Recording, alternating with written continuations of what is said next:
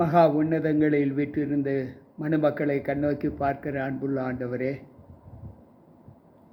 மீண்டும் இந்த வாரத்தின் 3வது நாளாகிய செவ்வாய்க்கிழமையின் காலையின் பொழுதை காண்பதற்கு எங்களுடைய கண்களை நித்திரை என்று விழிக்கச் செய்த தயவிற்காய் ஸ்தோத்தரிக்கிறோம். வந்திருக்கின்ற எங்கள் ஒவ்வொருவருக்குள்ளும் உம்முடைய கிருபை, உம்முடைய சமாதானம், உம்முடைய சந்தோஷம் தங்கியிருந்து இந்த நாளை நாங்கள் உமக்கு ஏற்ற ஆண்டவரை நாளாக அனுசரிக்க எங்களை உம்முடைய கரத்தில் ஒப்புக் கொடுக்கிறோம். எங்களை ஏற்றுக்கொள்ளும், பலப்படுத்தும். மீட்பர் இயேசு கிறிஸ்துவின் நாமத்தில் ஜெபிக்கிறேன் நல்ல பிதாவே, ஆமென்.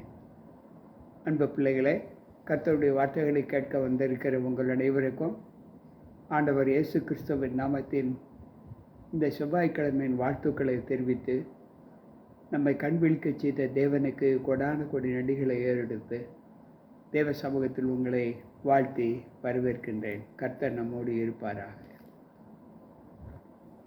இந்த நாளிலும் நாம்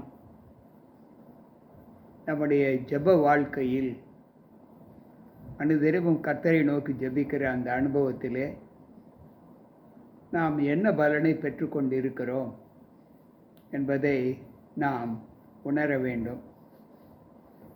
எல்லாவற்றுக்கும் மேலாக நம்மை தாங்குகிறது, நம்மை வழி நடத்துகிறது ஜெபம்தான். இந்த ஜெபம் இல்லை என்றால் நாம் நம்முடைய வாழ்க்கையில் கர்த்தருடைய பிள்ளைகள் என்று சொல்லக்கூடாது.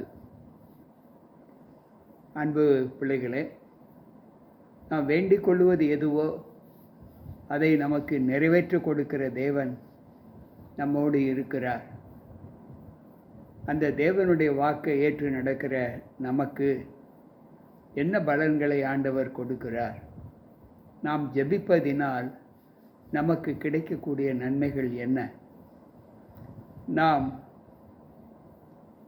ஜெபிப்பது எப்படி ஜெபிக்க வேண்டும் என்பதை வேதம் நமக்கு கற்றுக் கொடுக்கிறது.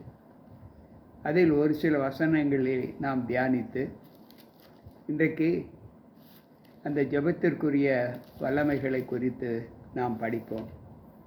முதலாவது பவுல் சொல்லுகிறார், ரோமரின் புஸ்தகம் 12வது அதிகாரம் 12வது வசனத்திலே, நம்பிக்கையிலே நாம் சந்தோஷமாய் இருக்க வேண்டும், உபத்திரவத்திலே பொறுமையாய் இருங்கள், ஜெபத்திலே உறுதியாய் தரித்திருங்கள் என்று சொல்லுகிறார். அன்பு பிள்ளைகளே, இன்றைக்கு நம்முடைய வாழ்க்கையில் நாம் ஜெபத்திலே உறுதியாய் தரித்திருக்க வேண்டும் என்று ஆண்டவர் சொல்லுகிறார். ஜெபத்திலே உறுதியாய் தரித்திருக்கிற ஒரு அனுபவத்தை நாம் பெற வேண்டும் என்று வேதம் சொல்லுகிறது. நாம் எப்படி ஜெபிக்கிறோம்? நம்முடைய ஜெப வாழ்க்கை ஆண்டவருக்கு நடைமுறையில் சாத்தியப்படுகிறதா, அல்லது ஏதோ ஒரு காரணத்திற்காக ஜெபிக்கிறோமா? எப்படி ஜெபிக்கிறோம் என்பதை நாம் கற்றுக்கொள்ள வேண்டும். தங்களுடைய வாழ்க்கையில் உதாரத்துவமாக ஜெபித்த, தங்களுடைய வாழ்க்கையே ஜெபத்தின் ஆதரவாக இருக்கிறது என்று சொல்லி அதை நடைமுறையில் காண்பித்த பிள்ளைகள் வேதாகமத்தில் அநேகர் உண்டு. உதாரணமாக யாக்கோபை எடுத்துக்கொள்ளுங்கள். நீர் என்னை ஆசீர்வதித்தால் ஒழிய உம்மை விடமாட்டேன். இந்த அனுபவம் நம்முடைய வாழ்க்கையில் எப்படி நம்மை மாற்றுகிறது? யாக்கோபினுடைய ஆசீர்வாதம் அவனுடைய ஜெபத்தினால், ஆண்டவரோடு அவன் கொண்டிருந்த உறவினால் மட்டுமே அவருக்கு கிடைத்தது. யாக்கோபின் கோத்திரங்களை அவர் ஆசீர்வதித்தார். அந்த யாக்கோபின் பிள்ளைகளுடைய சஞ்சாரம் இந்த பூமியிலே தாங்கக்கூடாத அளவிற்கு ஆண்டவர் அவர்களை ஆசீர்வதித்தார். இதற்கு காரணம் என்ன என்றால், அவர்கள் தேவனோடு கொண்டிருந்த அந்த உறவு ஜெபம்தான் என்று வேதம் சொல்லுகிறது. அன்பு பிள்ளைகளே, இன்றைக்கு நம்முடைய வாழ்க்கையில் நாம் தேவனுக்குள் எப்படி வாழ்கிறோம் என்பதை யோசித்து பார்ப்போம். ஒரு பெண் அன்னாள் தன்னுடைய வாழ்க்கையில் தனக்கு பிள்ளை இல்லை என்று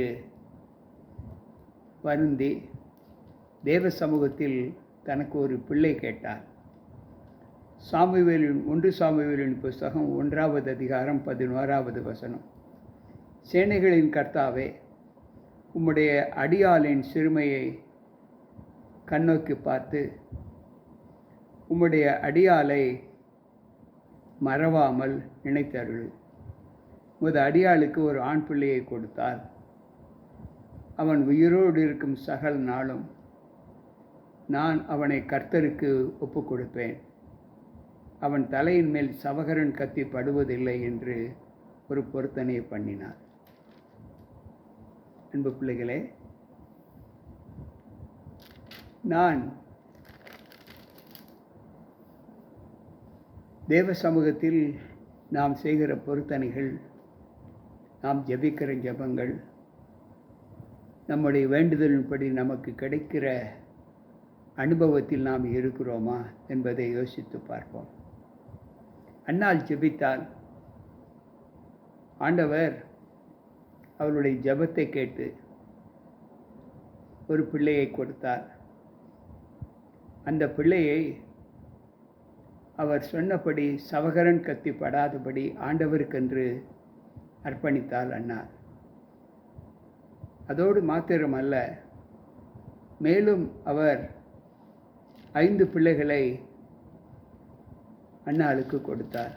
ஒரு பிள்ளை கேட்டால் எனக்கு ஒரு ஆண் பிள்ளையை தாரும். அன்பு பிள்ளைகளே, மேலும் அவர் சொல்லும்போது 1 சாமுவேலின் புஸ்தகம் 2வது அதிகாரம் 1வது வசனம்.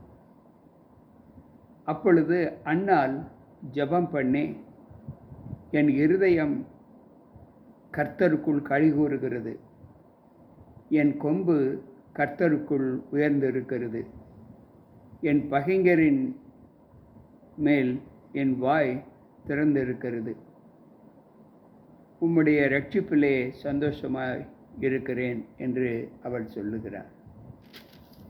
அன்பு பிள்ளைகளே, இன்றைக்கு இந்த அனுபவத்தை நாம் சற்று பார்க்கும்போது தேவ சமூகத்தில் நாம் நம்மை ஒப்புக் கொடுக்கிற ஒரு அனுபவத்திலே நம்ம எப்படி பார்க்கிறோம்? அன்னாள் தன்னுடைய ஜெபத்திலே ஆண்டவரை எப்படி தொட்டாள்? அவள் ஜெபித்த ஜெபம் ஆண்டவரை தொட்டது. அவளுடைய வேண்டுதல்களை ஆண்டவர் நிறைவேற்றி கொடுத்தார். இன்னும் அதிகமாக வேண்டிக் கொள்வதற்கும் அதிகமாக என்று எபேசியர் 3:20 வாசிக்கிறோமே, அந்த ஆசீர்வாதத்தை ஆண்டவர் ஒரு பிள்ளை கேட்டால் மீண்டும் 5 பிள்ளை கொடுத்தார், வேண்டிக் கொள்வதற்கு அதிகமாக. அப்படி என்றால் அன்னாள் தன் வாழ்க்கையில் ஜெபித்த ஒரு அனுபவத்தை நாம் எப்படி பார்க்கிறோம்? இன்னொரு அதிகாரத்தில் லூக்கா எழுதின புதிய ஏற்பாட்டில் ஒரு அன்னாள் 84 வயது சென்றதற்கு பின்பு கணவனோடு 7 ஆண்டுகள் மட்டுமே தன்னுடைய ஜீவிதத்தை நடத்தின அந்த மகள் தேவனுடைய ஆலயத்தில் 84 வயது வரை தேவனுடைய ஊழியத்தை செய்து கொண்டு வந்தார் என்று லூக்காவின் புஸ்தகத்திலே நாம் வாசிக்கிறோம். அன்பு பிள்ளைகளே, இந்த 2 அன்னாள்களுமே தங்களுடைய ஆவிக்குரிய வாழ்க்கையை எப்படி தேவனுக்கென்று செலவழித்தார்கள். லூக்காவின் நற்செய்தி நூல் 2வது அதிகாரம் 37வது வசனம் இப்படி சொல்லுகிறது. ஏறக்குறைய 84 வயதுள்ள அந்த விதவை, அன்பு பிள்ளைகளே, தேவாலயத்தை விட்டு நீங்காமல் இரவும் பகலும் உபவாசித்து ஜெபம் பண்ணி ஆராதனை செய்து கொண்டிருந்தார். அன்பு பிள்ளைகளை, 84 வயது சென்ற அந்த பெண் தன்னுடைய வாழ்க்கையை ஆண்டவருக்கென்று அர்ப்பணித்து உபவாசம் பண்ணி ஜெபம் பண்ணி அவள் ஆலயத்திலே இருந்தாள் என்று வேதம் சொல்லுகிறது. அப்படி என்றால் தங்களுடைய வாழ்க்கையில் நடைமுறைப்படுத்தின அந்த பிள்ளைகளுடைய ஜெபம் எந்த அளவுக்கு அவர்களுக்கு பலத்தை கொடுத்தது. இன்றைக்கு நாம் ஜெபிக்கிற ஒரு அனுபவத்தை வேதாகமத்தில் எப்படி பார்க்கிறோம் என்பதை சற்று நாம் யோசித்து பார்த்தால், இங்கு ஆண்டவர் சொல்லுகிற வார்த்தை,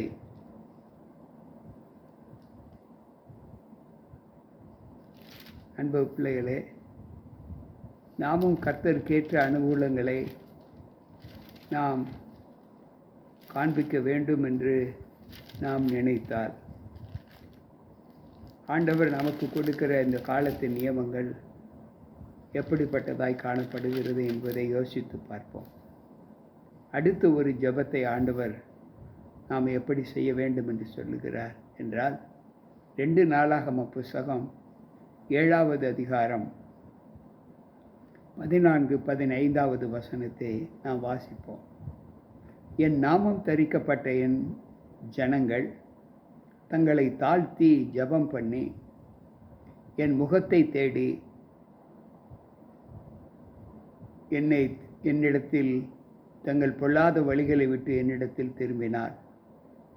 அப்பொழுது பரலோகத்தில் இருக்கிற நான் கேட்டு அவர்கள் பாவத்தை அவர்களுக்கு மன்னித்து அவர்கள் தேசத்துக்கு க்ஷேமத்தை கொடுப்பேன். இந்த ஸ்தலத்தில் செய்யப்படுகிற ஜெபத்திற்கு என் கண்கள் திறந்தவைகளும் என் செவிகள் கவனிக்கிறவர்களுமாய் இருக்கும் என்று சொல்லுகிறார். அன்பு பிள்ளைகளே, ஆண்டவர் சொல்லுகிற வார்த்தை, என் நாமம் தரிக்கப்பட்ட என் ஜனங்கள் தங்களை தாழ்த்தி தங்கள் பொல்லாத வழிகளை விட்டு என்னிடத்தில் திரும்பினார். அன்பு பிள்ளைகளே, அவர்கள் பாவத்தை அவர்களுக்கு மன்னித்து அவர்கள் தேசத்திற்கு நான் க்ஷேமத்தை கொடுப்பேன். இந்த ஸ்தலத்தில் செய்யப்படுகிற ஜெபத்திற்கு என் கண்கள் திறந்தவைகளும் என் காதுகள் கேட்கிறவைகளுமாய் இருக்கும் என்று அங்கு ஆண்டவர் சொல்லுகிறார். அன்பு பிள்ளைகளே, நம்முடைய வாழ்க்கையின் மகத்துவத்திலே நாம் ஆண்டவருக்குள் ஜீவிக்கிற அந்த ஜீவிதம் எப்படிப்பட்டதாய் காணப்பட வேண்டும் என்பதை இந்த வார்த்தை நமக்கு சொல்லுகிறது. நாம் ஒவ்வொரு நாளும் தேவ அனுகூலத்தில் நம்முடைய காலங்கள் ஸ்திரப்படுகிற ஒரு அனுபவத்தை நாம் பார்க்கும்போது அங்கு ஆண்டவர் சொல்லுகிற வார்த்தை, நாம் நம்முடைய பொல்லாத வழிகளை விட்டு திரும்பி தேவ சமூகத்தில் நம்மை தாழ்த்தி ஆண்டவருக்கு நம்மை ஒப்பு கொடுக்கிற ஒரு அனுபவம் நம்முடைய வாழ்க்கையில் எப்படி காணப்படுகிறது. அன்பு பிள்ளைகளே, நாம் தேவனுக்குள் இருக்கிற அந்த அனுபவங்களிலே நாம் தேவனோடு தேவ சமூகத்தில் இருக்கிற அந்த அனுபவம் நம்மை எந்த அளவுக்கு தேவ சமூகத்தில் நம்மை பலப்படுத்தி காத்து வருகிறது என்பதை நாம் யோசித்து பார்ப்போம். அன்பு பிள்ளைகளே, அடுத்து அவர் சொல்லுகிற வார்த்தை என்ன என்றால், 2 நாளாகம புஸ்தகம் 32வது அதிகாரம் 14வது வசனத்தை நாம் வாசிப்போம். 2 நாளாகம 32 24வது வசனம். ஆண்டவர் அங்கு சொல்லுகிறார், அந்நாட்களிலே எசேக்கியா வியாதிப்பட்டு மரணத்துக்கு ஏதுவாய் இருந்தான். அவன் கர்த்தரை நோக்கி ஜெபம் பண்ணும்போது அவர் அவனுக்கு வாக்குத்தத்தம் பண்ணி அவனுக்கு ஒரு அற்புதத்தை கட்டளையிட்டார். அன்பு பிள்ளைகளே, இங்கு வேதம் சொல்லுகிற ஒரு ஆச்சரியமான ஜெபம். இன்றைக்கு எசேக்கியா ராஜா தன்னுடைய நோயிலிருந்து விடுபட வேண்டும் என்று அவன் வேண்டிக் கொண்ட போது இங்கு வேதம் சொல்லுகிறது, தனக்கு உண்டான வியாதியிலே அந்நாட்களில் அவன் மரணத்துக்கு ஏதுவாய் இருந்தான். அவன் கர்த்தரை நோக்கி ஜெபம் பண்ணினான். கர்த்தர் அவனுக்கு ஒரு அற்புதத்தை காண்பித்தார் என்று வேதம் சொல்லுகிறது. எனக்கு பிரியமான தேவ பிள்ளைகளே, நாம் நம்முடைய வாழ்க்கையில் நமக்கு உண்டான சங்கடங்களிலே நாம் தேவனை நோக்கி ஜெபிக்கிற ஒரு அனுபவம் நம்முடைய வாழ்க்கையில் எப்படி காணப்படுகிறது என்பதை யோசித்து பார்ப்போம். ஆண்டவர் சொல்லும்போது அவர் நமக்கு சொல்லுகிறார், நாம் எந்த அளவு தேவனுக்குள் வாழ்கிற வாழ்க்கை நம்மை பலப்படுத்துகிறது. இன்றைக்கு ஜெபத்திலே அநேகர் நம்மை எப்படி ஒப்புக் கொடுக்கிறோம்?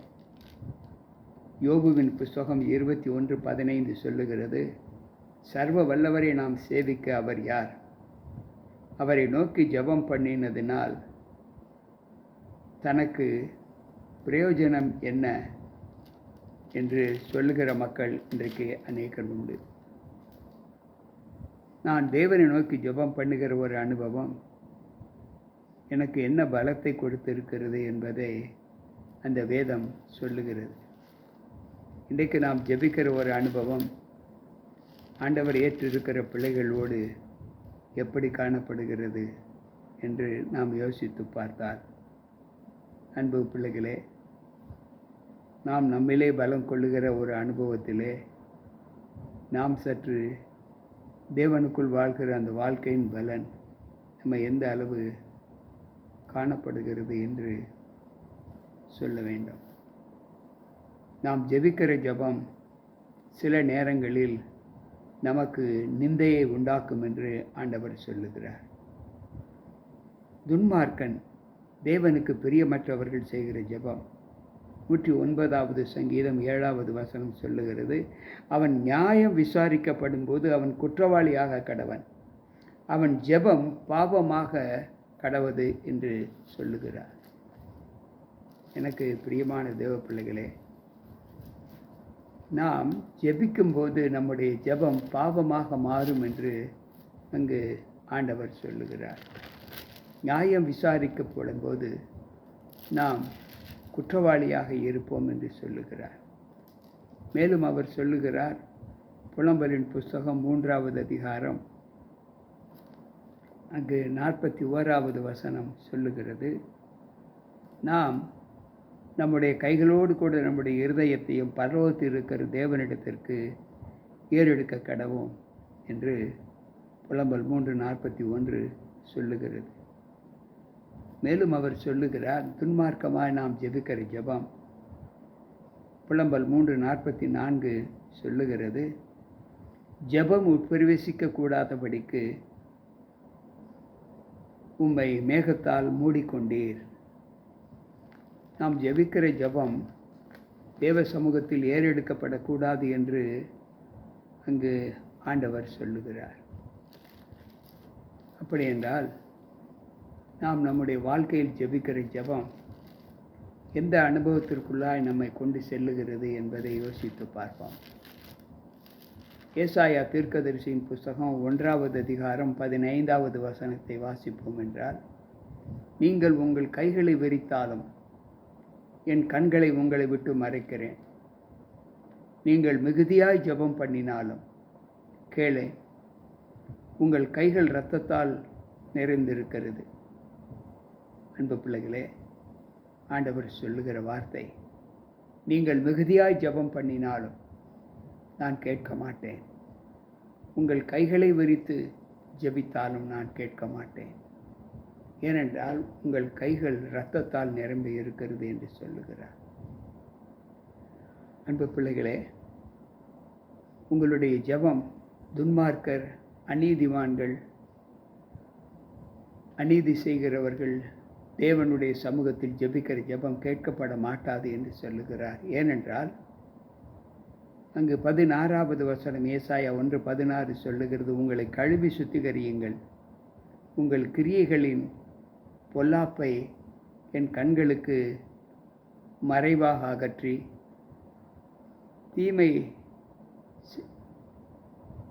தீமை செய்தலை விட்டு ஓயுங்கள் என்று சொல்லுகிறார். அன்பு பிள்ளைகளே, தீமை செய்தலை விட்டு நாம் ஓய வேண்டும். அப்பொழுது ஆண்டவர் நம்முடைய ஜெபத்தை கேட்பேன் என்று சொல்லுகிறார். இன்றைக்கு நம்முடைய வாழ்க்கையில் நாம் செய்கிற ஜெபம் எப்படிப்பட்டதாய் காணப்படுகிறது? எரேமியா தீர்க்கதரிசியின் புஸ்தகம் 42வது அதிகாரம் 4வது வசனம் சொல்லுகிறது, அப்பொழுது எரேமியா தீர்க்கதரிசி அவர்களை நோக்கி, நீ சொன்னதை கேட்டேன். இதோ உங்கள் வார்த்தையின்படியே உங்கள் தேவனாகிய கர்த்தரை நோக்கி ஜெபம் பண்ணுங்கள். கர்த்தர் உங்களுக்கு மறு உத்தரவாக சொல்லும் எல்லா வார்த்தைகளையும் நான் உங்களுக்கு ஒன்றையும் மறைக்காமல் அறிவிப்பேன் என்றார். அன்பு பிள்ளைகளே, நாம் கர்த்தருடைய சமூகத்தில் நம்மை தாழ்த்தி நம்முடைய பொல்லாத வழிகளை விட்டு நாம் ஜெபிக்கும்போது எரேமியா பக்தன் சொல்லுகிறார், நீங்கள் தேவனிடத்தில் ஜெபிக்கும்போது அவர் உங்களுக்கு என்ன சொல்லுகிறாரோ அதை நான் ஒரு வார்த்தை விடாமல் உங்களுக்கு சொல்லுவேன் என்று சொல்லுகிறார்.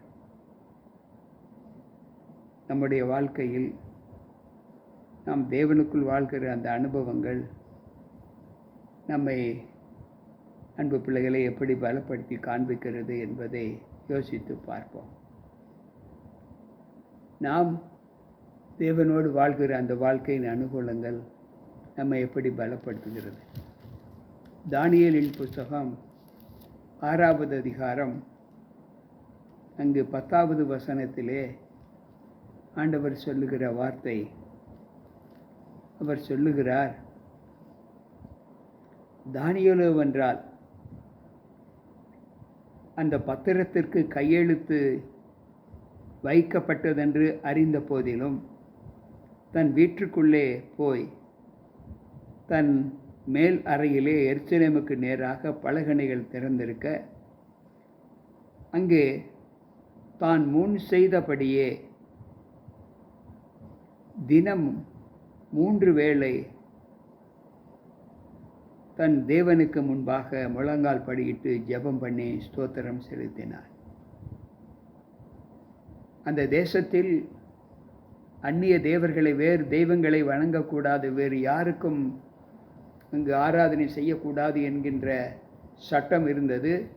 அப்படி ஆராதனை செய்பவர்கள், அப்படி வணங்குபவர்கள் சிங்கக்கவியிலே போடப்படுவார்கள் என்கின்ற சட்டம் நடைமுறைக்கு வந்தது என்பதை தாவீது கேள்விப்பட்டதற்கு பின்பும் அவன் பயப்படாமல் உறுதியாக ஜெபத்திலே உறுதியாய் தரித்திருங்கள் என்று பவுல் சொன்ன வார்த்தைக்கு அவர் சாட்சியாக, மேலும் தான் இருந்த வீட்டிலே மேலறைக்கு போய் எருசலேமுக்கு நேராக தன் பலகணிகளை திறந்து 3 வேளை அவன் தான் முன்பு செய்தபடியே அவன் ஜெபித்து கொண்டிருந்தான் என்று வேதம் சொல்லுகிறது. எனக்கு பிரியமான தேவ பிள்ளைகளே, இன்றைக்கு நம்முடைய வாழ்க்கையில் நாம் எப்படிப்பட்ட அனுபவங்களை பெற்றிருக்கிறோம் என்பதை யோசித்து பார்ப்போம். புதிய ஏற்பாட்டில் அப்போஸ்தலர் நடவடிக்கைகளின் புத்தகத்திலே அந்த ஜெபத்திலே உறுதியாய் தரித்திருந்த ஒரு ராஜ குடும்பம் இருந்தது. அந்த ராஜ குடும்பம் எப்படி இருந்தது என்றால், அப்போஸ்தலர் 10வது அதிகாரம் முதல் 2 வசனங்களிலே, இத்தாலியா பட்டணம் என்னப்பட்ட பட்டணத்திலே 100க்கு அதிபதியாக கொர்நேலியு என்னும் பேர் கண்ட ஒரு மனுஷன் செசரியா பட்டணத்திலே இருந்தான். அவன் தேவபக்தி உள்ளவனும் தன் வீட்டார் அனைவரோடும் தேவனுக்கு பயந்தவனுமாய் இருந்து ஜனங்களுக்கு மிகுந்த தர்மங்களை செய்து எப்பொழுதும் தேவனை நோக்கி ஜெபம் பண்ணி கொண்டிருந்தான். அன்பு பிள்ளைகளே, இன்றைக்கு இந்த அனுபவம் எப்பொழுதும் தேவனை நோக்கி ஜெபம் பண்ணி கொண்டிருந்தான். குடும்பத்தோடு யோசுவா சொல்லுகிறார், நானும் என் வீட்டாருமோ வென்றால் கர்த்தரையே சேவிப்போம், நீயும் சேவிப்பாயா? இன்றைக்கு எத்தனை பேர் நாம் குடும்பத்தோடு தேவ சமூகத்தில் ஜெபிக்கிறோம்? ஜெபத்திலே உறுதியாக தரித்திருந்துங்கள் என்று சொன்ன அந்த வார்த்தை நம்மை எப்படி பலப்படுத்துகிறது என்பதை யோசித்து, கர்த்தர் நம்மை எப்படி வாழ வேண்டும் என்று சொல்லுகிற அந்த நியமங்களுக்கு சாட்சியாக அன்னாள், 2 அன்னாள்களும், பழைய ஏற்பாட்டில் ஒரு அன்னாளும் புதிய ஏற்பாட்டில் ஒரு அன்னாளும் தங்களுடைய ஜெப வாழ்க்கையில் உறுதியாய் தரித்திருந்தார்கள். வேண்டிக் கொள்வதற்கு அதிகமான ஆசீர்வாதத்தை தங்களுடைய ஜெபத்திலே பெற்றார்கள். அடுத்து தேவனுடைய பிள்ளைகள் ஜெபிக்கும்போது எப்படி ஜெபித்தால் ஆண்டவர் நம்முடைய ஜெபங்களுக்கு செவி கொடுப்பார், அவருடைய கண்கள் திறந்திருக்கும் என்பதை படித்தோம். எசேக்கியா தேவனை நோக்கி ஜெபம் பண்ணும்போது அவனுக்கு ஒரு அற்புதத்தை தேவன் காண்பித்தார் என்று வேதம் சொல்லுகிறதே. எனக்கு பிரியமான தேவ பிள்ளைகளே, தானியேல் தனக்கு மரணம் வரும் என்பதை அறிந்தும் கூட ஜெபத்திலே தன் வழக்கத்தின்படியே எப்படி தரித்திருந்தார் என்பதை பார்த்தோம். இன்றைக்கும் நம்முடைய வாழ்க்கையில் கொர்நேலியுவை போல குடும்பத்தோடு கூட நாம் தேவனுக்கு பிரியமாய் நடக்கிற ஒரு அனுபவத்தை பெற்று இருக்கிறோமா? ஜெபம் பண்ணுவதிலே நாம் உறுதியாய் தரித்திருக்கிறோம் என்பதை படித்தோம். அந்த அளவு நம்முடைய வாழ்க்கையில் காணப்படுகிறதா என்பதை யோசித்து, இன்றைக்கு நாம் தியானித்த இந்த வார்த்தைகள் முழுவதும் கர்த்தரோடு இணைக்கப்படுகிற ஒரு ஜெபமாக இருக்க வேண்டும் என்று ஆண்டவர் விரும்புகிறார். அப்படிப்பட்ட ஜெபத்திலே நம்ம ஒப்புக் கொடுப்போமா? மகா உன்னதங்களில் வீற்றிருக்கிற அன்புள்ள ஆண்டவரே, இன்றைக்கும் எங்களுடைய முன்னோர்கள் உம்முடைய சமூகத்தில் ஜெபித்த அனுபவத்தை நாங்கள் கற்று அதை படித்திருத்து அதன்படி நடக்க எங்களுக்கு பலத்தை தாரும். எந்த சூழ்நிலையிலும் நாங்கள் ஜெபிப்பதில் உறுதியாய் தரித்திருக்க எங்களை உம்முடைய கரத்தில் ஒப்புக் கொடுக்கிறோம். கேட்டுக்கொண்டிருக்கிற ஒவ்வொரு பிள்ளைகளோடும் உம்முடைய கிருபை இருந்து உம்முடைய சமூகத்தில் வந்திருக்கிற பிள்ளைகளுக்கும் அப்படிப்பட்ட ஆசீர்வாதத்தை தாரும். ஆண்டவர் இயேசு கிறிஸ்துவின் நாமத்தில் ஜெபிக்கிறேன் நல்ல பிதாவே, ஆமென். அன்பு பிள்ளைகளே, கர்த்தருடைய வார்த்தைகளை கேட்ட நம் அனைவருக்கும் ஆண்டவர் மிகுந்த வல்லமையை கொடுப்பார். மீண்டும் நாளை சந்திப்போம். உங்கள் போதகர் ஜி.கே. ராபர்ட். கர்த்தர் நம்மோடு இருப்பாராக. ஆமென்.